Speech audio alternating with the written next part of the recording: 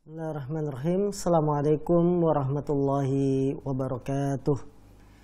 Alhamdulillahirabbil alamin, wassalatu wassalamu ala Rasulillah nabiyina Muhammadin wa ala alihi wa sahbihi wa man tabi'ahum bi ihsanin ila yaumiddin. Asyhadu an la ilaha illallah wahdahu la syarikalah wa asyhadu anna Muhammadan abduhu wa rasuluhu la nabiyya ba'dah. Qala Allah tabaraka wa ta'ala, ya ayyuhalladzina amanu taqullaha haqqa tuqatih wa la tamutunna illa wa antum muslimun. Wa qala aidha, ya ayyuhan nasu taqu rabbakum alladhi khalaqakum min nafsin wahidah wa khalaqa minha zawjaha wa batha minhuma rijalan katsiran wa nisaa'a wattaqullaha alladhi tasaaluna bihi wal arham innallaha kana 'alaikum raqiba. Fa inna asdaqal hadis kitabullah wa khairal hadi hadi Muhammadin sallallahu alaihi wasallam wa syarrul umuri muhdatsatuha fa inna kulla muhdatsatin bid'ah wa kulla bid'atin dhalalah wa kulla dhalalatin finnar. Saudaraku, para pemirsa yang dimuliakan Allah Subhanahu wa taala, kembali lagi bersama saya dalam bimbingan bahasa Arab kajian kitab Matan Jurumiyah, sebuah kitab yang membahas tentang kaidah-kaidah bahasa Arab. Dalam pertemuan sebelumnya, penulis sudah menyebutkan macam-macam tentang kalimat dalam bahasa Arab atau macam-macam kata. Kalimat dalam bahasa Arab ada 3 macam. Yang pertama yang disebut dengan isim. Yang kedua disebut dengan fi'il.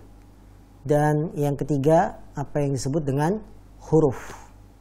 Pembagian ini pembagian berdasarkan penelitian, kemudian juga dengan memperhatikan apa yang tertuang dalam ayat Quran dan hadis Nabi, tidak lepas dari 3 ini. Kalau tidak isim, fi'il, dan huruf.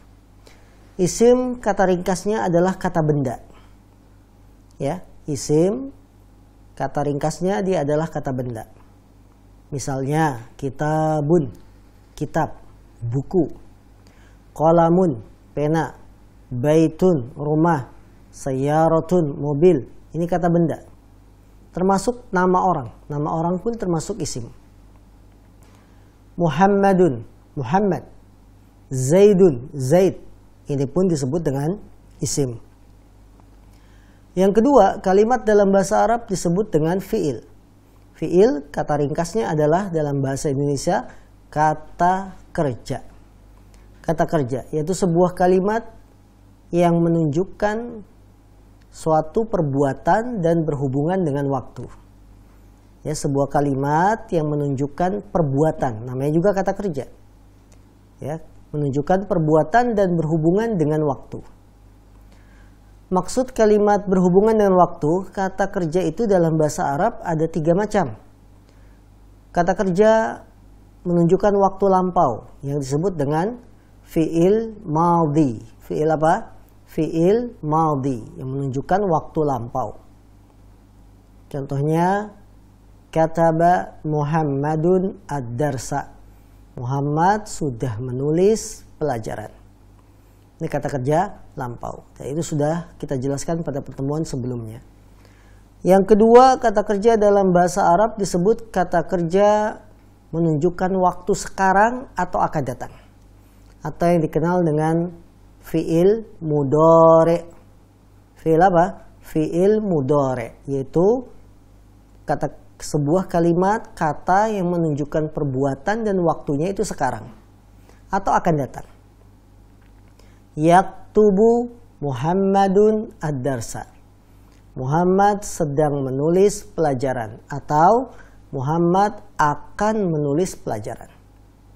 Dan kalimat dalam bahasa Arab yang ketiga macamnya adalah huruf. Huruf yang dimaksudkan di sini adalah huruf yang memiliki makna, bukan huruf hijaiyah. Huruf hijaiyah bukan termasuk kalimat.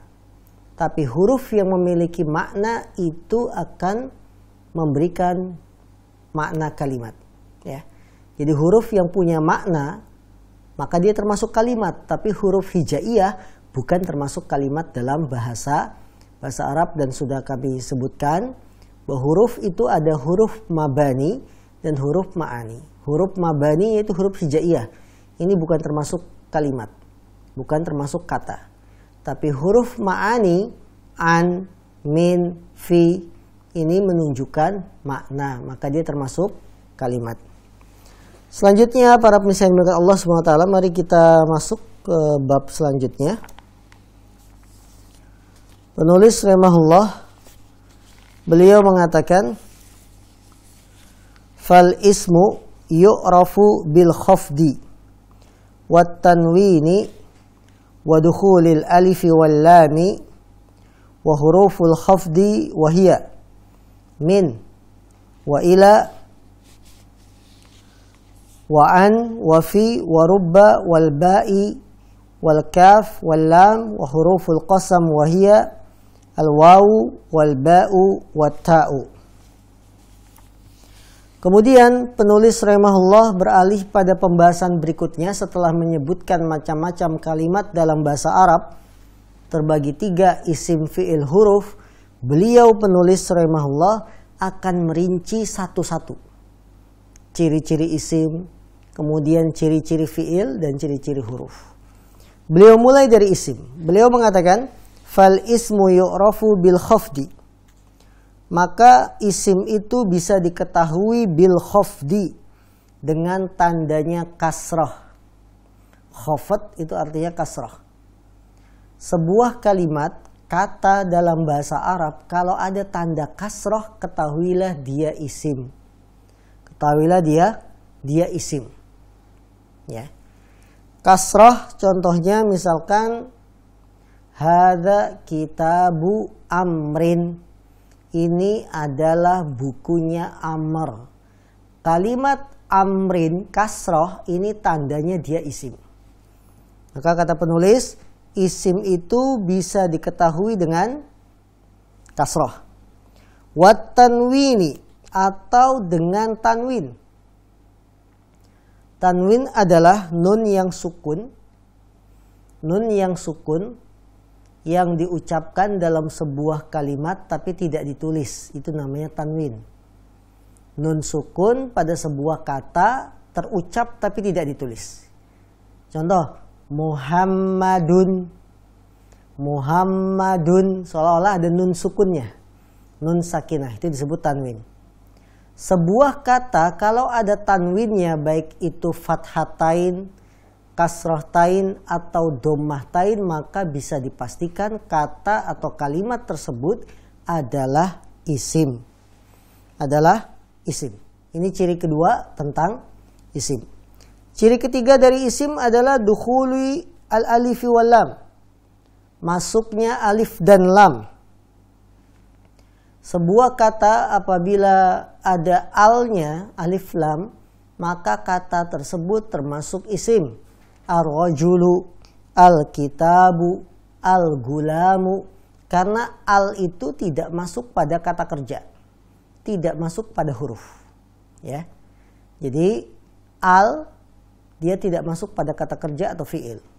Yang ada alnya berarti dia adalah isim. Kemudian wa huruful khafdi. Dan juga ciri keempat, isim itu bisa diketahui wa hurufil khafdi, dengan masuknya huruf-huruf yang membuat kalimat setelahnya menjadi kasrah atau huruf-huruf jer. Ya. Jadi kalau ada sebuah kata didahului oleh huruf-huruf jer, maka kata tersebut bisa dipastikan isim. Karena huruf-huruf ini tidak masuk kecuali pada isim. Contohnya min.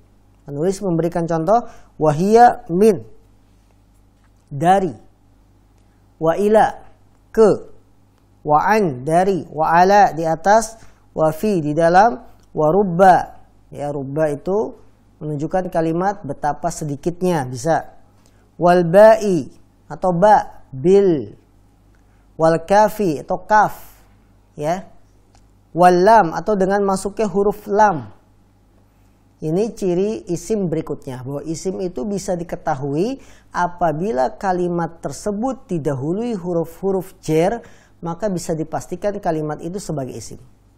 Juga isim bisa diketahui dengan masuknya huruf-huruf qasam seperti al-wawu, wal asri, maka bisa dipastikan al asri itu adalah isim. Atau ba, billahi sebagai sumpah, tallahi sebagai sumpah. Maka sebuah kata, kalimat bila didahului huruf-huruf sumpah qasam, wa, bi, dan ta, maka kata tersebut bisa dipastikan sebagai isim. Baik para pemirsa, untuk memperjelas apa yang dikatakan oleh penulis, kami akan jelaskan dalam papan tulis yang sudah dipersiapkan. Baik.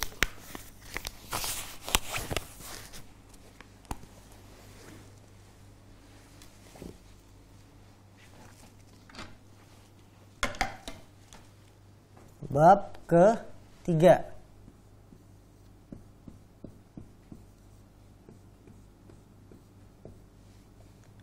Tanda-tanda isim.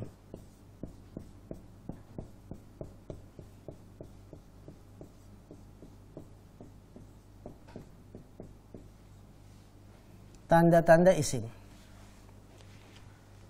Isim, kata benda, bisa diketahui dengan tanda-tanda. Apa saja tanda-tanda isim? 1. Tanda isim itu adalah dengan kasroh.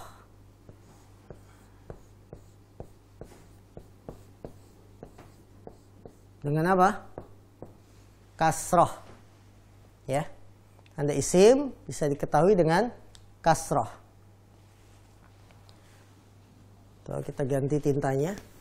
Kurang jelas sepertinya. Tanda isim yang pertama adalah dengan kasroh. Sebuah kata apabila ada tanda kasrohnya, maka dia dipastikan sebagai isim. Contoh,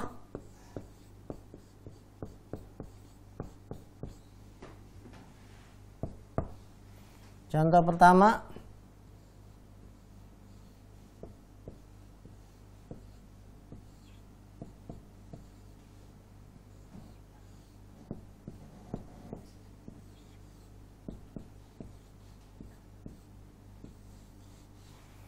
marartu bizaidin. Marartu bizaidin. Saya berpapasan, aku berpapasan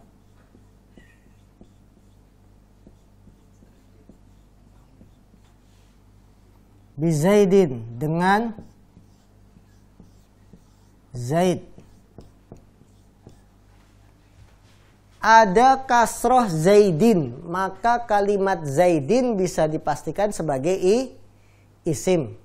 Ya. Contoh kedua, hadza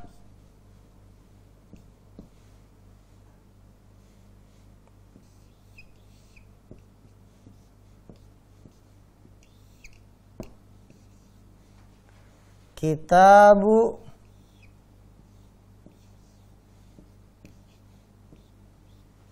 hadza kitabu amrin. Ini adalah kitabnya Amr. Amr bisa dipastikan sebagai isim karena apa? Dia di kasroh. Ini ciri isim yang pertama, tanda isim yang pertama. Tanda isim yang kedua, tanwin.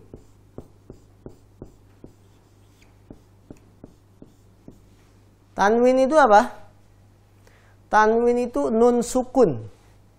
Nun sukun yang terucap tapi tidak ditulis. Itu namanya tanwin. Tanwin itu adalah nun sukun. Contoh, kitabun.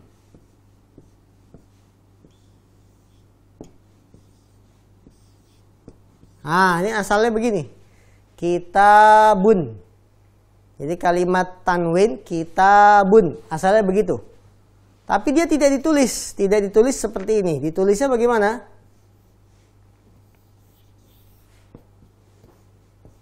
Kitabun. Nah, kitabun disebut isim karena ada tanwin. Maka sebuah kalimat apabila ada tanwinnya bisa dipastikan dia sebagai isim. Ciri ketiga, ini ciri pertama, ciri kedua, ciri ketiga. Masuknya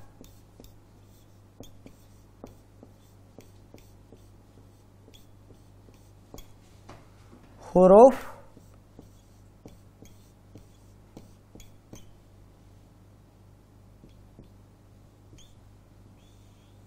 al. Masuknya huruf al. Alif dan lam. Apabila sebuah kata kemasukan huruf alif dan lam, maka kata tersebut bisa dipastikan sebagai isim. Contoh,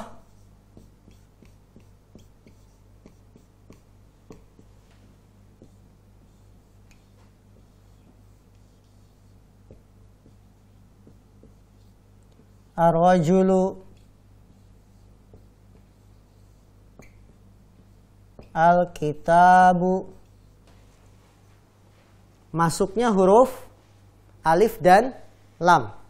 Ar-rajulu, laki-laki. Ada alif lamnya. Ini sebagai tanda dia isim. Al-kitabu, ada alnya. Maka ada alif lam pada sebuah kata kitab, bisa dipastikan dia adalah isim. Dan perlu para pemirsa ketahui bahwa antara tanwin dengan al tidak mungkin bersatu dalam satu kata. Tanwin dan al tidak mungkin berkumpul dalam satu kalimat, satu kata. Maka kalau sudah al-kitabu jangan dibaca al-kitabun. Boleh? Al-kitabun tidak boleh.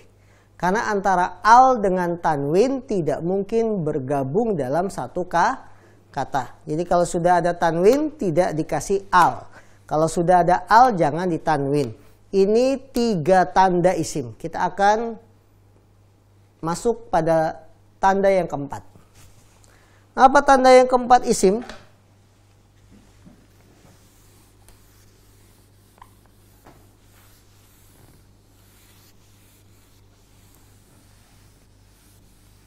Tanda yang keempat isim adalah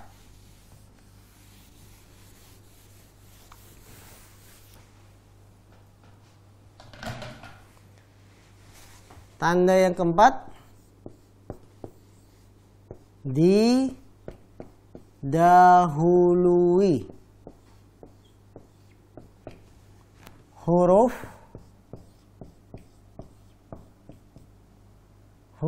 jar. Huruf jar. Ya. Contohnya min, ila,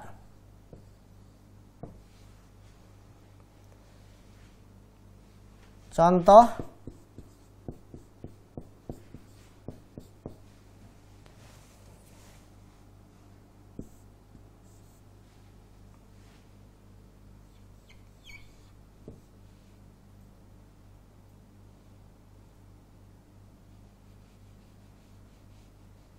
contohnya di sini usafiru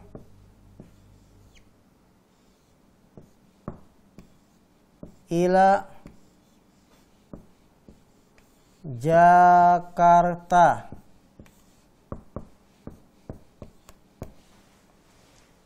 Didahului huruf jar. Usafiru ila Jakarta. Aku akan safar ke Jakarta. Ada kalimat ila. Ada huruf ila. maka Jakarta bisa disebut sebagai isim. Kenapa? Karena didahului oleh huruf ila. Contoh yang lain, Zahabtu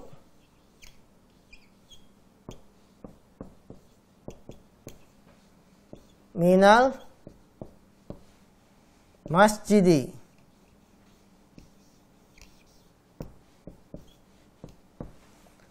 Zahabtu minal masjidi. Aku sudah pergi minal, dari masjid.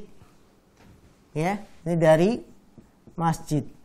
Maka al-masjid disebut sebagai isim. Kenapa disebut isim? Karena didahului oleh huruf jar, ya.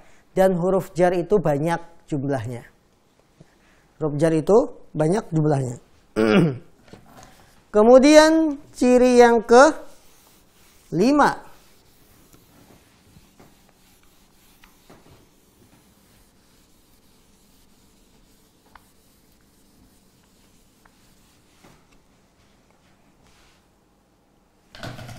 Yang kelima cirinya didahului huruf qasam atau sumpah.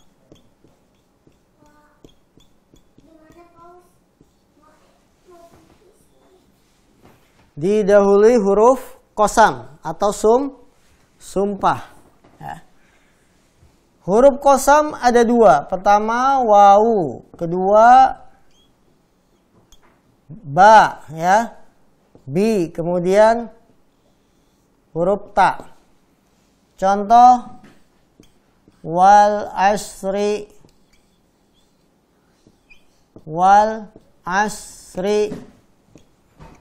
billahi, tallahi. Sebuah kata bila didahului oleh huruf sumpah maka dia disebut isim. Wal asri, selalu pasti kasroh setelah huruf sumpah. Wa itu huruf sumpah, maka pasti kasroh. Wal asri, demi masa. Billah, demi Allah. Tallah, demi Allah. Maka apabila ada kata didahului oleh huruf-huruf sumpah, dia disebut sebagai isim. Al-asr isim, Allah isim, dan Allah juga isim. Ini saudara-saudara yang dimuliakan Allah Subhanahu wa taala, 5 tanda-tanda isim pada bab yang ketiga yang disebutkan oleh penulis.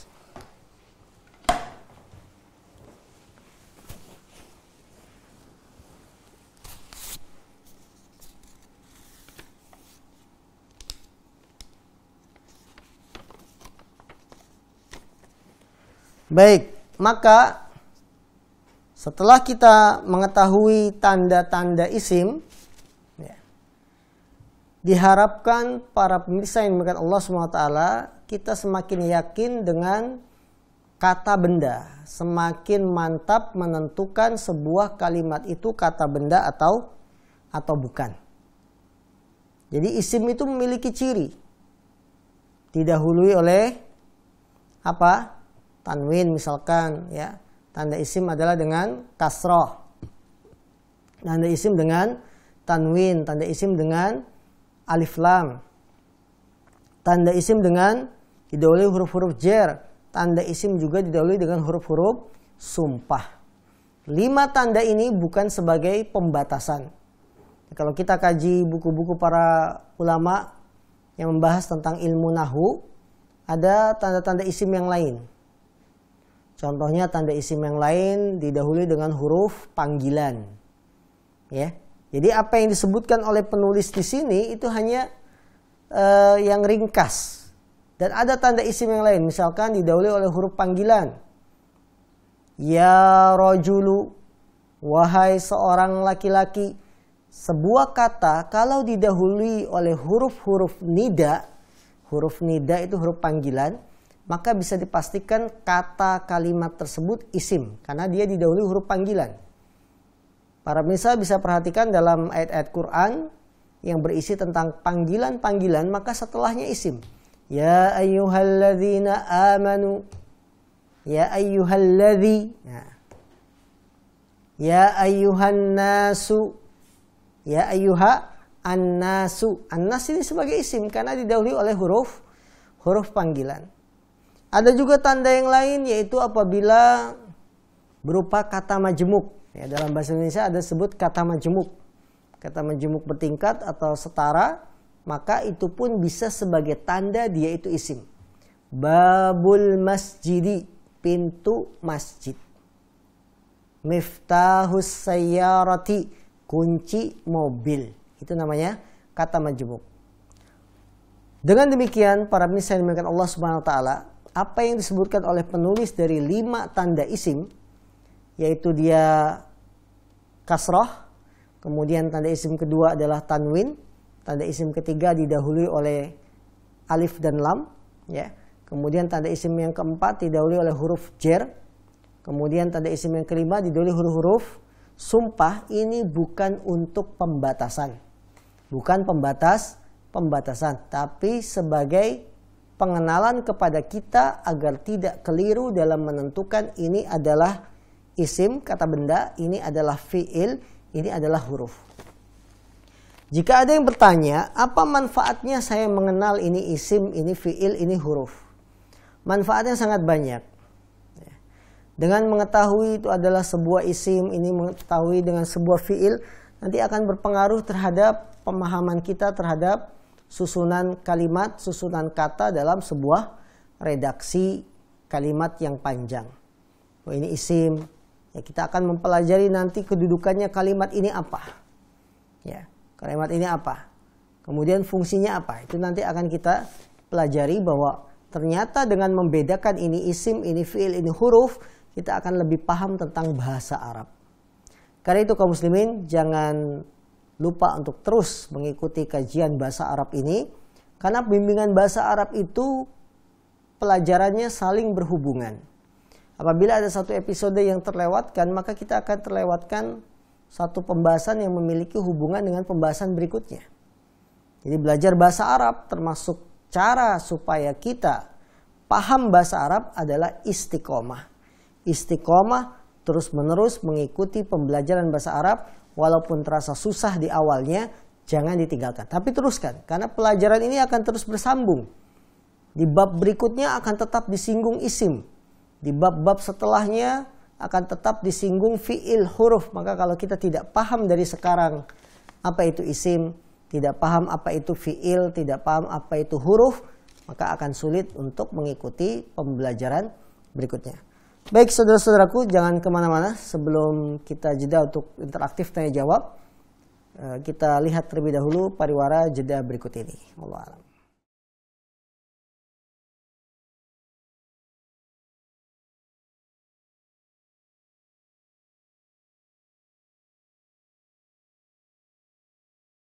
Bismillahirrahmanirrahim. Kaum muslimin dimanapun Anda berada, para penuntut ilmu, tentu Anda tidak asing dengan kitab Al-Jurumiyah.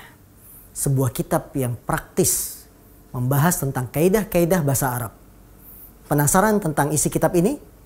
Ingin mengetahui apa saja yang ada dalam kitab Al-Jurumiyah? Ikuti pembahasannya bersama kami dalam pembelajaran bahasa Arab hanya di Ahsan TV. Assalamualaikum warahmatullahi wabarakatuh.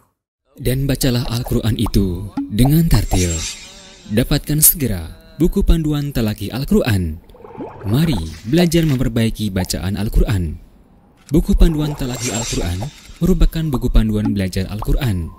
Anda akan belajar memfokuskan pada fasratul huruf dari hasil penelitian dan pengembangan.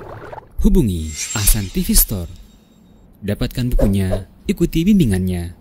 Ikuti program Talaki, Tahsin Al-Quran dan Qiraah Interaktif bersama Ustadz Abdurrahman Fadholi. Setiap hari Jumat pukul 20 waktu Indonesia Barat sampai dengan selesai. Live hanya di Ahsan TV.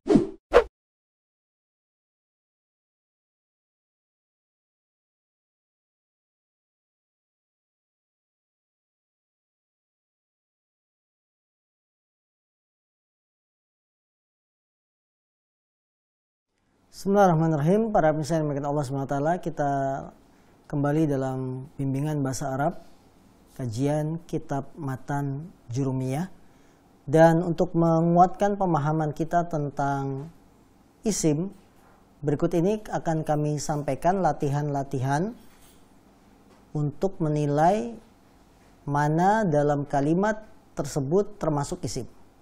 Maka mari ikuti latihan berikut ini sebelum kita menyambut pertanyaan dari para pemirsa dimanapun Anda berada. Baik.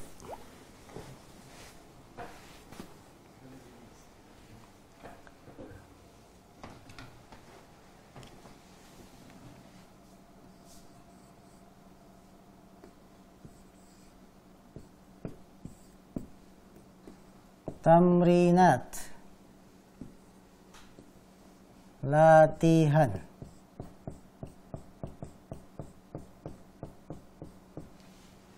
Ya, kita akan membuat sebuah latihan supaya kita memahami apa itu isim.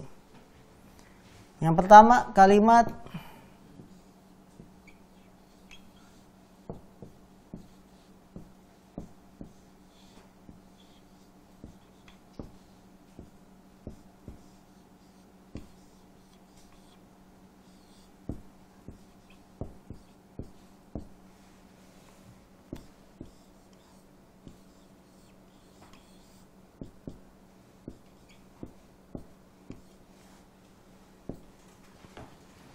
pertama adalah kalimat Bismillahirrahmanirrahim.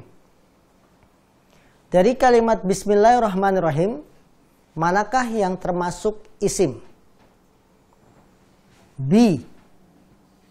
Apakah dia isim? Bukan. Tapi dia adalah huruf. Bismi. Ismi. Isim bukan? Isim. Kenapa isim? Alasannya isim apa? Didahului oleh huruf jar. Didahului huruf jar. Ya, bismillah didahului oleh huruf jar. Allah, bismillahi, disebut apa? Isim. Kenapa isim? Ada huruf alif, lam. Karena Allah itu asalnya adalah ilahun. Asalnya dia adalah ilahun. Ya. Dia ada huruf lamnya. Ar-Rahman, bismillahirrahman. Isim bukan? Isim. Kenapa isim? Karena ada huruf alif dan lam. Mana alif lamnya? Nah ini. Ini huruf alif lam, tanda bahwa kalimat tersebut isim. Tanda yang lain apa? Kasroh. Ya. Kasroh. Jadi tanda isimnya ada dua. Kasroh. Ya. Begitu juga Allah, tanda isimnya dua dan kasroh. Ar-Rahim, isim bukan? Isim. Apa tanda isim di sini? Yaitu apa? Al dan kasroh. Maka kalimat Bismillahirrahmanirrahim hanya ada satu yang bukan isim, yaitu bi. Dia termasuk huruf jar. Adapun Allah, ismi, Allah, Ar-Rahman, Ar-Rahim, seluruhnya termasuk isim. Baik, contoh kedua. Ini contoh pertama. Latihan pertama. Latihan kedua, kalimat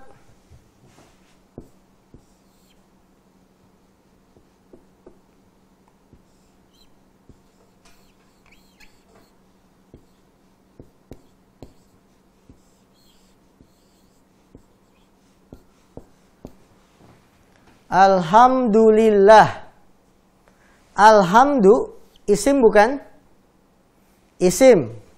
Kenapa isim? Karena ada huruf al. Baik. Lillahi. Isim bukan? Isim. Mengapa isim? Alasannya? Karena dia ada kasroh. Jadi sebuah kata bila ada kasroh dia isim. Kasroh. Tanda lainnya apa? Didahului oleh huruf jar. Ya. Didahului huruf jar yaitu la. Li ya, huruf jar. The huruf jar. Jadi pada kalimat lillah ada dua kata. Ada dua tanda, yaitu kasroh dan tanda kedua dia didahului huruf jar. Baik, latihan ketiga.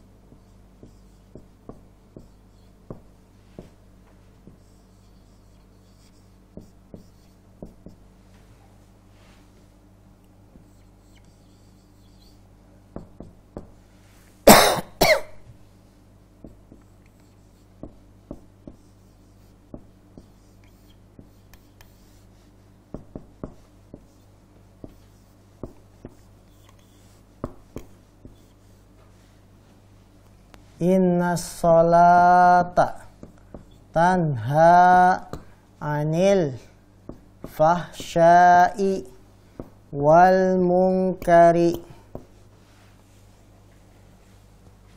Latihan keempat.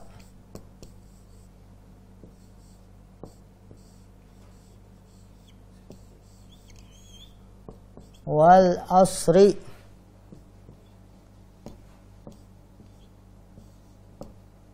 innal insana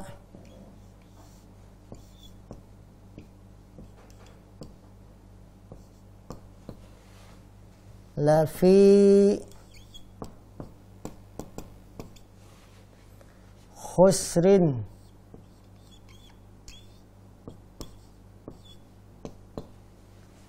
Baik, ada latihan ketiga dan keempat. Perhatikan pada latihan ketiga, innas sholata, sesungguhnya solat, tanha, mencegah, anil fahsyai, dari perbuatan keji, wal mungkar, dan mungkar. Mana pada kalimat ini yang termasuk isim? Inna bukan isim. Dia disebut apa? Huruf. As-sholata, apakah isim? Jawabannya iya, dia isim. Apa tanda isimnya? Ada al. As-sholat, ada alif lam. Maka as-sholat sebagai isim. Baik, tanha. Tanha isim bukan? Apakah ada kasroh? Tidak ada. Ada tanwin? Tidak ada. Ada al? Tidak ada. Ada huruf jar? Tidak ada. Didahului oleh huruf sumpah? Tidak ada juga. Maka tanha bukan isim. Tapi dia termasuk fi'il. Ya. Tanha bukan isim. Baik, kalimat berikutnya. Anil fahsyai. Mana yang termasuk isim? Al-fahsya. Apa tanda isimnya? Ada an. Didahului huruf-huruf jar. Kemudian tanda yang kedua ada al. Maka memiliki dua tanda di sini. Ya.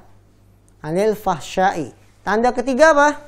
Kasrah. Berarti ada tiga tanda. Fahsyai, kasrah.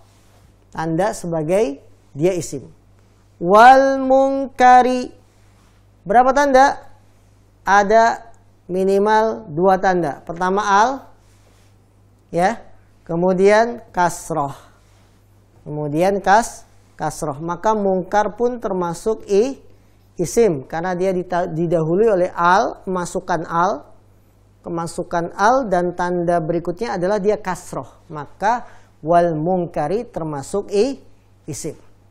Latihan keempat, wal asri. Isim bukan? Isim. Kenapa isim? Satu, didahului oleh huruf sumpah. Demi masa. Tanda isim kedua, al. Wal asr. Tanda isim ketiga adalah kasroh. Maka kalimat wal asri terdapat 3 tanda isim. Didahului oleh huruf sumpah, kemudian alif lam, kemudian kasroh. Maka wal asri termasuk isim. Innal insana. Inna jelas huruf. Al insana isim. Apa tandanya al insan sebagai isim? Tandanya adalah kemasukan alif lam. Kemasukan alif lam, maka dia disebut sebagai isim. Lafi huruf, ya, huruf. Khusrin isim bukan? Isim. Apa tandanya? Tanwin dan kasroh. Tanwin kasroh. Tanwin kasroh. Apalagi tandanya khusrin sebagai isim? Tandanya kemasukan huruf jar, yaitu fi, ya, yaitu fi. Maka khusrin disebut sebagai isim dengan 2 tanda, adanya tanwin, adanya kasroh, dan didahului dengan huruf jar.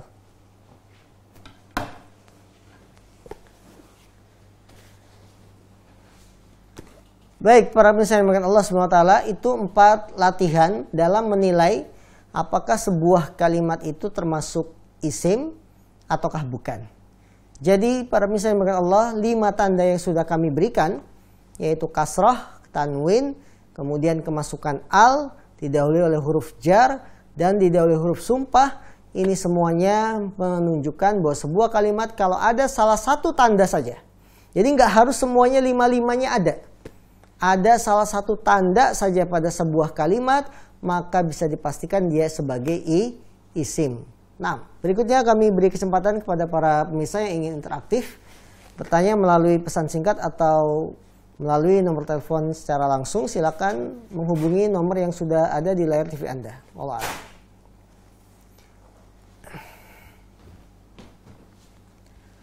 Baik.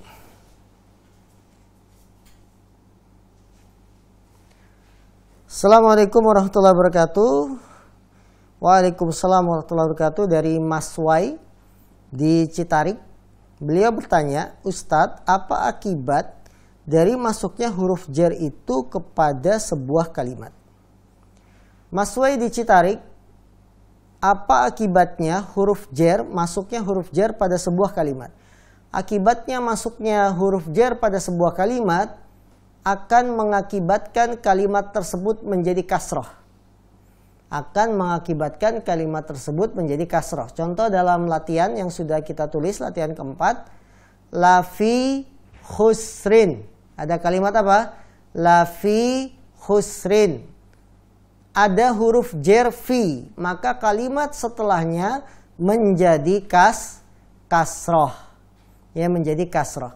Jadi akibat yang ditimbulkan dari masuknya huruf jar kepada sebuah kalimat, yaitu kalimat tersebut menjadi kasroh. Akibat yang lain apa? Akibat yang lain, huruf jar itu memiliki makna, memiliki arti, dan nanti akan kami jelaskan makna-makna dari huruf jar.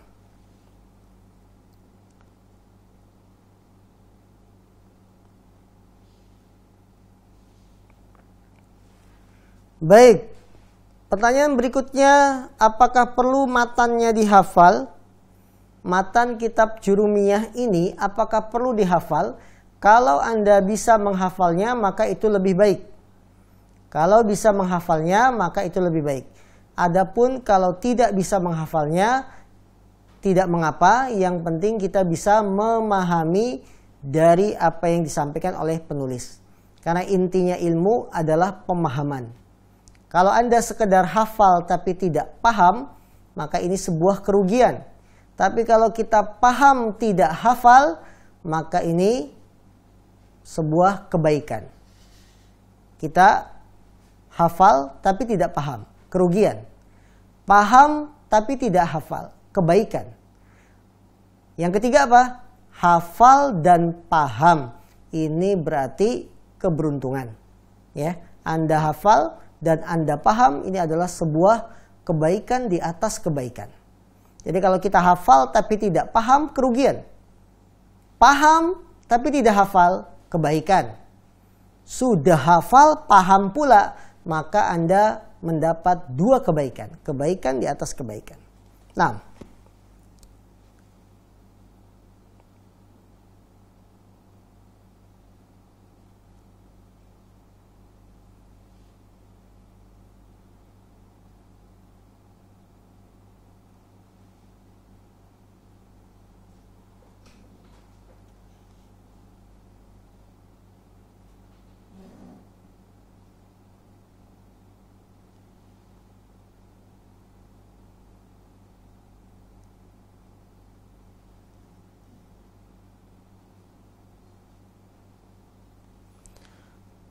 pertanyaan berikutnya, dalam literatur bahasa Arab antara isim, fiil, dan huruf mana yang lebih banyak kosakatanya?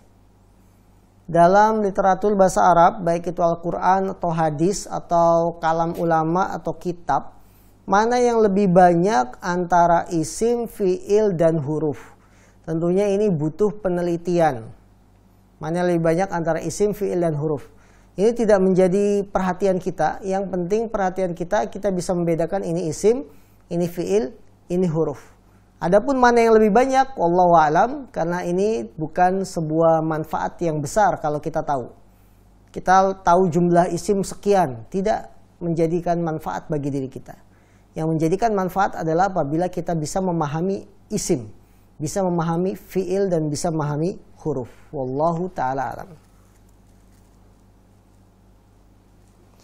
Baik, para pemirsa yang dimuliakan Allah SWT, masih ada pertanyaan berikutnya.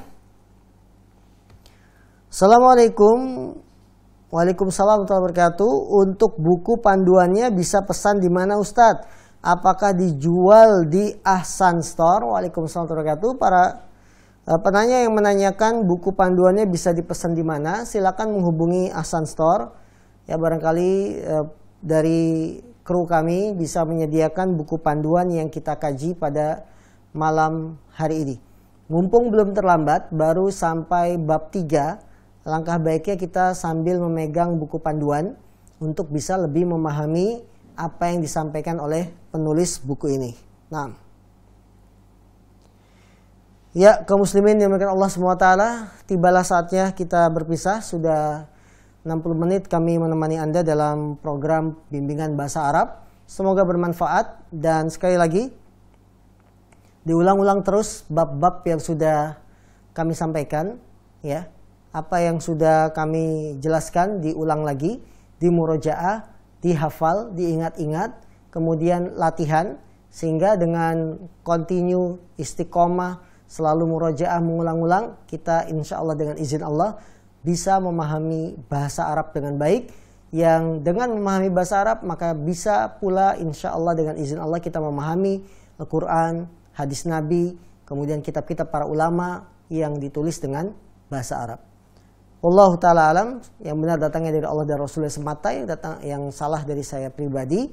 Kurang lebihnya kami mohon maaf. Billahi taufiq wal hidayah. Subhanakallahumma bihamdika, asyhadu an la ilaha illa anta, astaghfiruka wa atubu ilaik. Walhamdulillahirabbil alamin. Assalamualaikum warahmatullahi wabarakatuh.